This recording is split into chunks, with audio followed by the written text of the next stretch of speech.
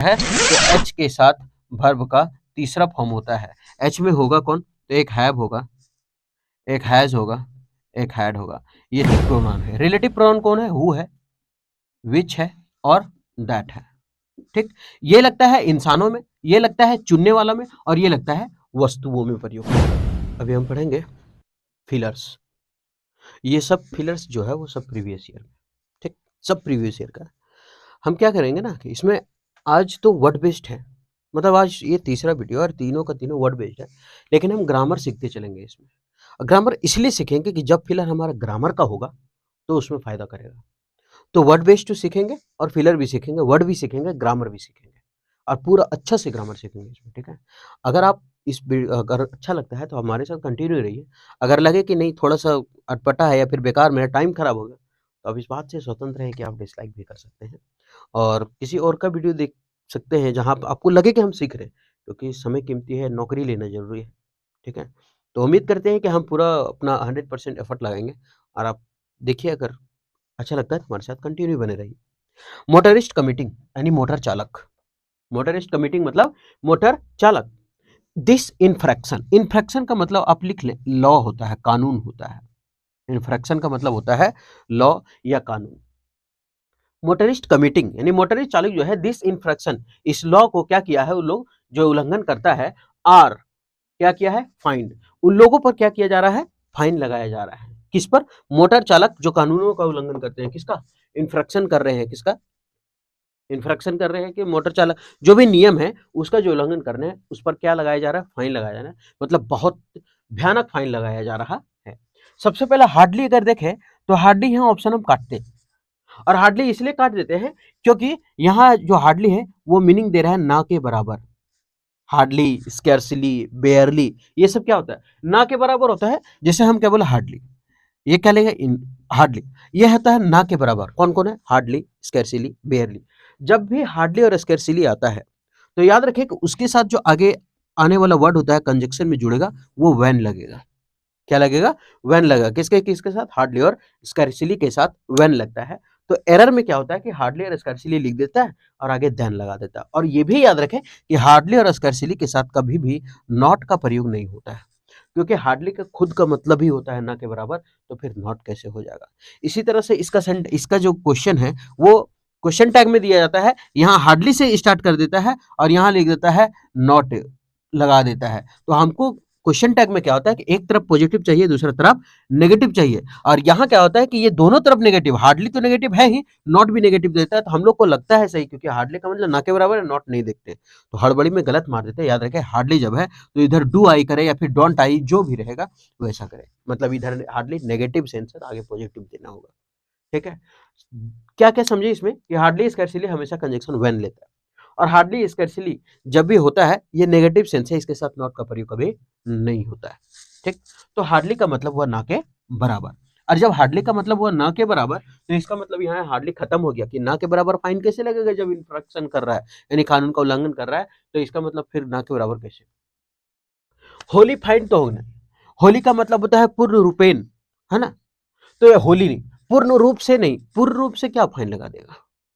नहीं बोलते हैं साला बहुत भयानक चालान का, बहुत भारी चालान, बहुत बुरा तरीके से चालान काटा है, बैडली काट दिया, तो होली नहीं। अच्छा, होली का मतलब होता है होल मतलब पूरा, और पूरा से रिलेटेड होता है जैसे होल वर्ल्ड, पूरी दुनिया, इससे रिलेटेड, तो ये तो गलत होगी। स्लोली, अब यहाँ स्लोली फाइन कैसे लगेगा, फाइन भी लगाएंगे धीरे धीरे, आपका 404, स्लोली तो करेगा नहीं, तो ये तो गलत हो गया। तो बचा हमारे पास हेवीली, और हेवीली का मतलब तो बहुत बुरी तरीके से फाइन लगाया जा रहा है, बैडली तरीके से फाइन लगाया जा रहा है। एक बार थोड़ा सा कंफ्यूजन होली में हो सकता है कि मोटरिस्ट कमिटी कमिटिंग, मोटर चालक जो कानून का उल्लंघन कर रहे हैं उस पर पूरी तरह से फाइन लगाया जा रहा है, उस पर पूरी तरह से फाइन लगा। आप याद रखें कि फाइन जो होता है वो हेवीली होता है, होली नहीं होता है। जब कोई खराब फाइन लगाया जाए बहुत भयानक तरीके से तो हेवीली फाइन बोलते हैं उसको, ठीक है। तो हो गया हेवीली फाइन। अब यहाँ थोड़ा सा समझ लेते हैं इसका ग्रामर के रूप में कि यहाँ जो वर्ब है वो वर्ब कैसा है, हमारा वर्ब प्लूरल है। आप कैसे जाने कि वर्ब प्लूरल है? क्योंकि अंत में एस नहीं है। जिसके जिसके अंत में एस हो वो हमारा सिंगुलर होता है। इज अंत में एस है, ये हमारा सिंगुलर है। वाज अंत में एस है, हमारा सिंगुलर है। हैज अंत में एस है, हमारा सिंगुलर है, कुल मिला के एस फॉर सिंगुलर। इट्स अंत में एस है तो इसका मतलब सिंगुलर है। रन्स अंत में एस है, इसका मतलब ये सिंगुलर है। इट्स अच्छा लिख दिए हैं, ठीक है। और जिसमें एस नहीं है वो हमारा क्या है, प्लूरल है। तो यहाँ वर्ब प्लूरल है, एस नहीं है। वर्ब प्लूरल क्यों है, क्योंकि मोटरिस्ट से लिखल है, मतलब मोटर चालक, बहुत सारा मोटर चालक का बात हुआ, इसलिए वहां पे आर का प्रयोग है। ठीक, आगे बढ़ते हैं। तो आंसर हो गया हेवीली। ही, ही हमारा क्या है, तो ही जो है वो सिंगुलर सब्जेक्ट है। कैसा सब्जेक्ट है, सिंगुलर सब्जेक्ट। और जब सिंगुलर सब्जेक्ट हो तो हमारा वर्ब भी कैसा होना चाहिए, सिंगुलर होना चाहिए। और वर्ब सिंगुलर कब होता है, एस फॉर सिंगुलर। वर्ब में एस फॉर सिंगुलर, मतलब इज वाज हैज ये सब होना चाहिए। तो ही सिंगुलर है, हैज एस फॉर सिंगुलर आ गया ना, तो ही हैज। आप ये भी याद रखें कि जब हैज लिंकिंग वर्ब के रूप में काम करता है तो एच के साथ वर्ब का तीसरा फॉर्म होता है। एच में होगा कौन, तो एक हैव होगा, एक हैज होगा, एक हैड होगा।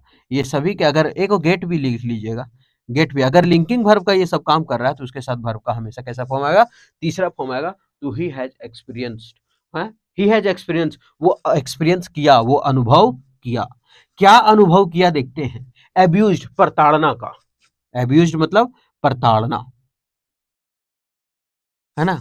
एब्यूज मतलब गाली भी होता है, लेकिन यहाँ एब्यूज मतलब प्रताड़ना होगा।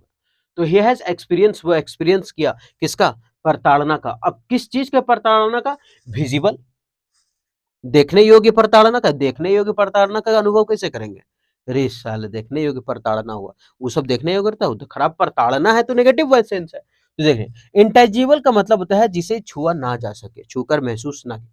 टेंजिबल का मतलब होता है जिसे छूकर महसूस किया जा सके। और इनटेंजिबल मतलब जिसको छूकर का महसूस ना किया जा सके।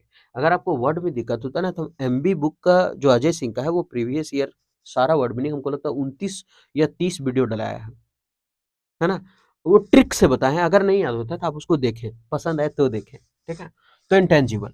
पल्पेबल का मतलब होता है जिसे छू करके महसूस कर सके या फिर स्पष्ट, है ना। तो स्पष्ट प्रताड़ना नहीं, बल्कि किसका एक अनुभव किया है, फिजिकल प्रताड़ना का अनुभव किया है, शारीरिक प्रताड़ना का अनुभव किया है, शारीरिक प्रताड़ना। मतलब ही हैज एक्सपीरियंस्ड, वो अनुभव किया किसका, शारीरिक प्रताड़ना का। तो पल्पेबल स्पष्ट प्रताड़ना कैसे, ये तो पॉजिटिव सेंस है। इंटेंजिबल जिसे छू कर नहीं महसूस करे, जब जो छू के महसूस नहीं करेंगे फिर उस प्रताड़ना को महसूस कैसे करेंगे, एक्सपीरियंस कैसे करेंगे। और विजिबल स्पष्ट तो होगा नहीं, तो हो गया क्या हमारा, शारीरिक प्रताड़ना। अनिता, अब अनिता हमारा क्या है, वर्ब, सब्जेक्ट हमारा क्या है, सिंगुलर, तो वर्ब कैसा होना चाहिए, सिंगुलर। तो अनिता एक है सिंगुलर, तो इज एज पर क्या हो गया, singular. An employ, Anita is an employ, वो क्या है, एक कर्मचारी है, एम्प्लॉय है ना। अब यहां अगर देखें तो लिखा हुआ है एन, एन क्या है, डिटरमिनर है। ए क्या है, डिटरमिनर है। द क्या है, डिटरमिनर है। ये तीनों का तीनों डिटरमिनर है। उसके बाद अगर एक वर्ड है तो ये हमारा नाउन कहलाता है। सवाल का अगर दो वर्ड लिख देते हैं आप, तो क्या होता, तो दो वर्ड अगर हम लिखते ना तो पहला वाला कह देते कि भाई ये एडजेक्टिव है और ये है सॉरी क्या बोलते हैं, नाउन, है ना। वो दूसरा बोलने जा रहे थे, गलत नहीं समझिएगा। और अगर तीन वर्ड रहे तो एडवर्ब है, एडजेक्टिव और ये नाउन होता है। एडवर्ब, एडजेक्टिव और नाउन है, लेकिन यहाँ एक ही वर्ड है तो नाउन। अब नाउन का पहचान कैसे कर सकते हैं, तो जिसको हम प्लूरल बना सकते हैं वो नाउन है। पेन नाउन है, पेन्स कर सकते हैं। बोर्ड नाउन है, बोर्ड्स कर सकते हैं। माइक्स ये नाउन है। एडजेक्टिव किसको कर सकते हैं, तो एडजेक्टिव याद रखें जो कैसा कैसी कैसे के जवाब दे देता है वो, है ना। जैसे वो अंधा है, कैसा है, अंधा है, तो कैसा का जवाब कौन दिया, अंधा। वो लड़का कैसा है, तो अंधा है, अंधा है, अंधा भी है और क्वालिफाई भी लड़का को कर रहा है, तो ये हमारा एडजेक्टिव है। एडवर्ब जो कब और कहाँ का जवाब दे दे। और नहीं तो आप याद रखें, आई सी इंडिंग वर्ड ज्यादातर एडजेक्टिव है, ओ यू एस इंडिंग वर्ड ज्यादातर एडजेक्टिव है, F U L ending word ज्यादातर एडजेक्टिव है, ए एल इंडिंग वर्ड ज्यादातर एडजेक्टिव होता है। और याद रखें एल वाई एंडिंग में 90% क्या होता है हमारा, एडवर्ब होता है। 90% क्या होता है, एडवर्ब होता है। सवाल के 10% कहाँ छूट गया हो, 10% जो है वो एडवर्ब क्यों नहीं होता एल वाई, तो इसलिए नहीं होता है कि जैसे नाउन में अगर हम एल वाई लगा देते हैं ना तो वो हमारा बन जाता है एडजेक्टिव। नाउन में एल वाई लगाने के बाद बनता है एडजेक्टिव, और एडजेक्टिव में एल वाई लगाने के बाद वो हमारा बनता है एडवर्ब। ठीक है, जैसे हम मान लेके लिखे फ्रेंड, और फ्रेंड हमारा है नाउन, अगर हम नाउन में एल वाई लगाते हैं तो ये हमारा बनता है एडजेक्टिव। तो होता है एल वाई क्या आ गया, एल वाई एडजेक्टिव गिना जाता है, इसलिए एल वाई 90% लिखे हैं। ठीक है ऐसा। हाँ, और अगर एडजेक्टिव में एल वाई लगाए तब वो एडवर्ब बनता है। जैसे पुअर क्या है, गरीब है। वो कैसा लड़का है, गरीब लड़का है। कैसा का जवाब कौन दे रहा है, पुअर। अगर हम एल वाई लगा दे पुअरली तो ये हमारा बनेगा एडवर्ब। तो इसका मतलब नाउन किसको क्वालिफाई कर रहा है, एडजेक्टिव को, और एडजेक्टिव किसको क्वालिफाई कर रहा है, एडवर्ब को। ठीक है, ये एडवर्ब बड़ा दमदार चीज है। कैसे दमदार चीज है कि एडवर्ब एडजेक्टिव का क्वालिफाई कर भी रहा है, और कभी कभी क्या होता है ना कि एडवर्ब एडवर्ब का भी क्वालिफाई कर देता है। तभी हम लोग लिख पाते हैं वेरी वेरी गुड। ये हमारा है एडजेक्टिव, ये है एडवर्ब, और ये भी है एडवर्ब। तो भी वेरी वेरी गुड लिख पाते हैं, क्योंकि एडवर्ब है, एडवर्ब है, और ये एडजेक्टिव है। तो एडवर्ब को क्वालिफाई कौन कर रहा है, एडवर्ब भी तो कर रहा है। तो इतना दम है एडवर्ब में। आगे बढ़ते हैं। तो हो गया। तो अनिता इज एन एम्प्लॉय, एक वर्ड तो दे दिए। हु रिलेटिव प्रोनाउन है। रिलेटिव प्रोनाउन कौन है, हु है, विच है, और दैट है। ठीक, ये लगता है इंसानों में, ये लगता है चुनने वाला में, और ये लगता है वस्तुओं में प्रयोग करते हैं इसको। है, तो यहाँ आदमी है अनिता, और अनिता इंसान है, इसलिए उसके लिए क्या लगा है, हु। आप याद रखें, जो भी रिलेटिव प्रोनाउन है, आगे जो वर्ब का यहाँ प्रयोग करेंगे, इसके पहले वाला जो सब्जेक्ट है हमारा, उसके अनुसार प्रयोग करेंगे कि वर्ब क्या होगा, चाहे हु हो, चाहे विच हो, चाहे दैट हो। क्या होगा रिलेटिव प्रोनाउन में, कि उसके पहले जो सब्जेक्ट प्रयोग है सिंगुलर प्लूरल, वो देख करके आगे हमको सिंगुलर प्लूरल यहाँ लगाना पड़ेगा। तो यहाँ उसके पहले अगर देखें तो लिखा है एन एम्प्लॉय, और एन एम्प्लॉय किसका, अनीता का। अनीता सिंगल है, इसलिए वर्ब भी सिंगुलर का प्रयोग किया गया है। तो हु हैज। अनकंडीशनल, अब उसको क्या है कि अनकंडीशनल, अब यहाँ हु हैज जिसके पास अनकंडीशनल फॉर हर कंपनी, अपनी कंपनी के लिए अनकंडीशनल क्या है, सपोर्ट है। अनकंडीशनल सपोर्ट नहीं होता है, अनकंडीशनल लव होता है, ये याद रख ले। ठीक है, कोलोकेशन जैसा वर्ड होता है ना, कोलोकेशन मतलब जो साथ में आएगा, कीप क्वाइट, एकदम चुपचाप रहो, इसको बोलते हैं। तो उसी तरह से अनकंडीशनल लव का मतलब होता है बेइंतहा मोहब्बत। तो उसको बोलते हैं कि उसको कंपनी से बेइंतहा। डेडिकेशन मतलब होता है समर्पण, लेकिन किसी काम के प्रति समर्पण होना, कि काम करके छोड़ेंगे, ऐसा, इस काम के प्रति काम करके छोड़ेंगे, उसको बोलते हैं डेडिकेशन। जैसे पढ़ रहे हैं तो बहुत डेडिकेट होकर के पढ़ रहे हैं, मजबूरी नौकरी लेना है, तो डेडिकेशन अनकंडीशनल लव के रूप में नहीं आता है, इसलिए।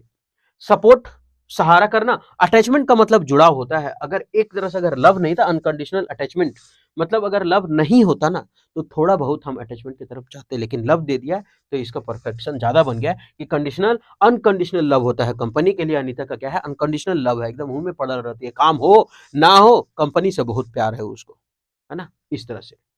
अटैचमेंट मतलब जुड़ा हो। आगे बढ़ते हैं। एवरी पर्सन, प्रत्येक लोग, शुड नो, जानना चाहिए। अब शुड क्या है हमारा, मॉडल, और मॉडल के बाद जो वर्ब आता है वो कैसा आता है, मॉडल के बाद वर्ब का पहला फॉर्म आता है। तो मॉडल के बाद वर्ब का पहला फॉर्म दिया है शुड नो। तो एवरी पर्सन, प्रत्येक लोग, शुड नो जानना चाहिए, दे आर ऑन, अपना क्या जानना चाहिए, अपना पंक्चुअलिटी, अपना समय की पाबंदी को जानना चाहिए। देख लेते हैं आगे पढ़ के, what their skill set is and how unique they are, कि उसका स्किल, उसका टैलेंट कितना है स्किल, और वो दूसरों से कितना अलग है, ये सभी लोगों को जानना चाहिए। तब यहाँ पंक्चुअलिटी खत्म हो जाता है। क्यों पंक्चुअलिटी खत्म होता है, पंक्चुअलिटी का मतलब होता है समय का पाबंद होना। तो पंक्चुअलिटी इसलिए यहाँ गलत होता है कि आगे बोला है कि सभी लोगों को अपना पहचानना चाहिए स्किल को, और ये भी जानना चाहिए कि वो कैसे दूसरों से अलग है। इसका मतलब अपना जो क्या है क्वालिटी, उसको जानना चाहिए। तो यहाँ तो पंक्चुअलिटी समय का पाबंदी तो गलत हो गया, तो क्वालिटी से हमको रिलेटेड सेंटेंस चाहिए। और फेकंड का मतलब तो होता है उपजाऊ, तो यहाँ तो उपजाऊ से कोई मीनिंग है नहीं, उत्पादकता जिसको बोलते हैं, है ना, उपजाऊ, ये तो गलत हो गया। क्लैमिटी का मतलब आपदा, तो हर कोई को अपनी आपदा को जानना चाहिए, नहीं, हर कोई को अपने स्पेशलिटी को जानना चाहिए, अपना क्वालिटी को जानना चाहिए।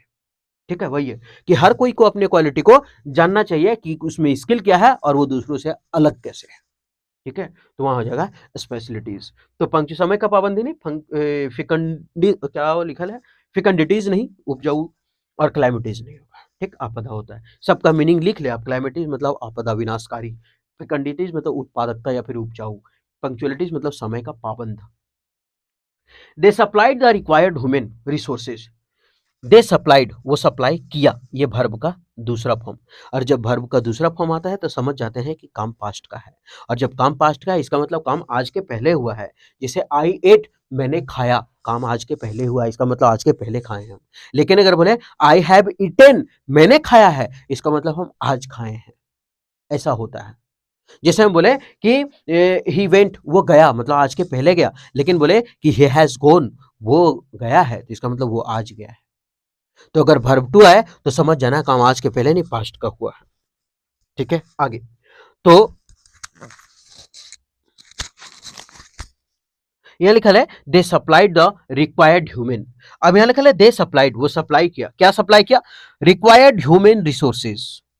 रिक्वायर्ड ह्यूमन रिसोर्सेज, जितना भी मानव का जरूरत होता है वो सभी चीज को क्या किया है, उसको सप्लाई किया है, जो भी जरूरत है सप्लाई किया है। कैसा सप्लाई किया है? योग्य सप्लाई किया नहीं, हेवी, भारी सप्लाई किया है। हेवी का मतलब आप लिख सकते हैं, इसको हेप्टी बोलते हैं, हेप्टी बोल लेते हैं, इसको बल्कि बोल लेते हैं, भारी,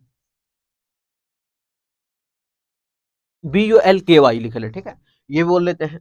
तो ये they supplied the required human resources, heavy, भारी तो नहीं किया है, क्लियर, स्पष्ट। तो the supplied the required human resource, जितना भी ह्यूमन रिसोर्सेज का जरूरत था वो क्या क्लियर किया? नहीं, वो क्या किया? फॉल्टलेसली। इसका मतलब दोष रहित रिसोर्सेज, मतलब दोष रहित का मतलब, फॉल्टलेसली का मतलब बिना गलती के, है ना। तो they supplied the required human resources faultlessly, मतलब क्या बोलते हैं, बिना गलती का वो सभी रिसोर्सेज को सबको बांट दिया, एक भी जरा गलती नहीं किया, नहीं बोलते साला बड़ा मस्त काम किया, एक भी गलती नहीं किया, बिना गलती का काम किया, वही फॉल्टलेसली। आगे, द कंट्रीज, कंट्री का जो रैपिड है, अब ये तो कोलोकेशन है, कंट्री का रैपिड क्या होता है? ग्रोथ होता है। The countries rapid growth, countries का रैपिड आइडिया नहीं होगा। अब ये एपोस्ट्रोफी है, एपोस्ट्रोफी इतना कारगर सीधा है ना कि अगर एपोस्ट्रोफी यहां लगा देना तो वो तो गलत हो जाएगा। जैसे हम बोले कि my father's name, my father's name is, जो भी है फलना है, लेकिन अगर यही चीज अगर एपोस्ट्रोफी हटा देना तो इसका मतलब मीनिंग अलग निकलने लगेगा। यहाँ के मेरे पिताजी का नाम इतना है, अगर यहाँ लिख दे माय फादर्स इस तरह से, इसका मतलब मेरा बहुत सारा बाप है अनगिनत, और उसका बाप का नाम बताने जा रहे हैं, ये है। तो एपोस्ट्रोफी एस हटाने के बाद ये मीनिंग निकलता है कि मेरे बापों में से बाप, बहुत सारा बाप है मेरा, ये होता है फादर। तो यहाँ पे एपोस्ट्रोफी एस का यही खेल है, ठीक। और का होता है, इसका मीनिंग क्या होता है एपोस्ट्रोफी एस का होता है, क्या होता है? का होता है, और ऑफ का मतलब भी होता है का। तो ये कर देते हैं हम लोग अपना लिविंग में प्रयोग, लिविंग नहीं बोले, आदमी और मानव में प्रयोग कर देते हैं, है ना। और ऑफ का प्रयोग करते हैं ये सभी में, जैसे कैप ऑफ पेन, तो कैप निर्जीव है एक तरह से समझ लेते हैं, उसमें प्रयोग करते हैं, ठीक है, पेड़ पौधा ये सब में। तो द कंट्रीज रैपिड ग्रोथ, तो कंट्री का रैपिड क्या हुआ? कॉन्फिडेंस क्या करेगा? है कंट्री का रैपिड कॉन्फिडेंस है? नहीं, कॉन्फिडेंस भी नहीं है, जीवन भी नहीं मिला, तो क्या मिला है? ग्रोथ मिला है। मतलब द कंट्रीज का जो रैपिड ग्रोथ है, तेजी से जो बढ़ रहा है, हैज लेड टू, कारण बना है, क्या कारण बना है? अब याद रखें, लीड टू साथ आता है हमेशा। A rise in many peoples standard of living, मतलब रहने के, जीवन जीने के तरीके को क्या कर दिया? भयानक बदल बदल दिया है। मेनी पीपल्स, बहुत सारे लोगों की जिंदगी, यहाँ लोगों का है। अब थोड़ा सा अगर मेनी आया तो मेनी के बारे में देखते हैं कि अगर मेनी आएगा ना, तो मेनी के बाद अगर नाउन आया है तो प्लूरल फॉर्म में आएगा, तभी तो पीपुल है, पीपुल में एस लगा करके उसको प्लूरल नहीं बनाते। आप यहाँ एस, ये प्लूरल ना समझे, लोगों का लिखा हुआ है, ठीक है, पीपुल्स नहीं होता। हाँ, पीपुल्स हम कर सकते थे, जब अलग अलग कॉन्टिनेंट का आदमी अगर बैठा रहे ना तो हम पीपुल्स कर सकते हैं, लेकिन ऐसे ही रहे तो मेनी के बाद प्लूरल, पीपुल प्लूरल है तो प्लूरल ही आएगा। लेकिन अगर मेनी के बाद अगर आ आया है तो फिर आगे आएगा सिंगुलर, क्यों? क्योंकि ए जो है ना वो सिंगुलर काउंटेबल नाउन ही तो लेता है, एक तरह से इस तरह भी याद रख सकते हैं, ए सिंगुलर काउंटेबल नाउन लिखता है, तभी तो हम लिखते हैं अ पेन, मेटोनी, इरेजर मिटाने वाला, आ कटर, शॉर्पनर जिसको बोलते हैं, ये सभी है। तो इसमें आ कटर से अगर करेंगे तो गलत हो जाएगा ये। तो याद हो गया ये? तो मेनी के बाद प्लूरल है, तो हो गया। आगे बढ़ते हैं। आई लिसन टू हिम, मैंने उसे ध्यान से सुना। आई लिसन टू हिम, मैंने उसे सुना, विथ अटेंशन, पूरा अटेंशन के साथ। अब थोड़ा सा देख लेते हैं। वास्ट का मतलब होता है विस्तृत, वास्ट का मतलब होता है विस्तृत, नहीं बोलता है कि वास्ट इलाके में फैला हुआ, पूरा विस्तृत फैला हुआ, वास्ट। हैप्टी का मतलब अभी लिख दिए वहां पे, हेवी, भारी। मैसिव मतलब बहुत बड़ा, बिग, विशाल, कोलोजल, है ना, इसको बोलते हैं। तो अब एक बचा मेरा राफ्ट, और राफ्ट का अगर हिंदी मीनिंग लिखेंगे फट से आंसर वहीं धक से धोखा जाएगा, ध्यान मगन होना, ध्यान मग्न, यही होता है। तो आई लिसन टू हिम, मैंने उसे सुना, विथ राफ्ट अटेंशन, मतलब ध्यान मग्न से सुना। कैसा अटेंशन से सुना, राप्ट अटेंशन मतलब ध्यान मग्न से सुना। तो इसमें मीनिंग का खेल था कि अगर मीनिंग रहता तब पकड़ा मार देते तुरते। तो आई लिसन टू हिम, मैंने सुना, विथ राप्ट अटेंशन मतलब बहुत ही ध्यान मग्न से उसे सुना। द एंकर, ये जो एंकर द है डिटर्मिनर, उसके बाद एक आया तो नाउन है। द एंकर गेव, अब गेव है वर्ब का दूसरा फॉर्म, इसका मतलब काम आज के पहले हुआ है। द एंकर गेव, एंकर दिया, अस अ, हमें क्या दिया है, अब वेलकम किया है। कैसा वेलकम किया है, विनिंग वेलकम नहीं, विनिंग वेलकम मतलब कुछ किसी को हम अगर वेलकम करेंगे तो हम जीत जाएंगे, क्या जीत जाएंगे, तो गलत हो गया। आगे वर्थ का मतलब होता है लायक। अब याद रखिए वर्थ के साथ वर्ब का फोर लगता है, वर्थ के साथ वर्ब का आईएनजी फॉर्म आता है हमेशा, हाँ वर्थ के साथ हमेशा आईएनजी फॉर्म आता है। आगे वंडरफुल का मतलब भयानक होता है, ये नहीं होगा, है ना। शानदार, हाँ शानदार होता कब, जब हम उसका वेलकम करते पूरा रेड कारपेट के साथ। रेड कारपेट के साथ ना पूरा रहीसी में करते, जमीन नीचे पर नहीं रखने देते, एकदम पूरा मखमल वाला गद्दा बिछा देते, है ना। और उसको माला के जगह एकदम खाली भयानक भयानक पैसा कौड़ी वाला सामान पढ़ा चढ़ाते। वह बुके, और जो बुके फूल आता है 50-30 रुपए का, उसके जगह मस्त एकदम उसको सोना का बाथरूम देते, कमबोर्ड कि ले एकरम करिए, पता ना चलता, पता नहीं चलेगा कि तुम किया है कि सोना है, ऐसा। कलर तो एक ही रहता है ना। तो इस तरह से तो उसको कहते हैं वंडरफुल, शानदार। लेकिन अभी बोलते हैं वार्म वेलकम, दिल से स्वागत करना, तो यहां हो जाएगा वार्म वेलकम। क्या हो जाएगा, वार्म वेलकम। कैसा किया, दिल से स्वागत किया। तो the anchor gave us a warm welcome, आ हमारा क्या है, डिटर्मिनर, हमको एक वर्ड चाहिए था नाउन, और वो नाउन क्या है, वार्म है।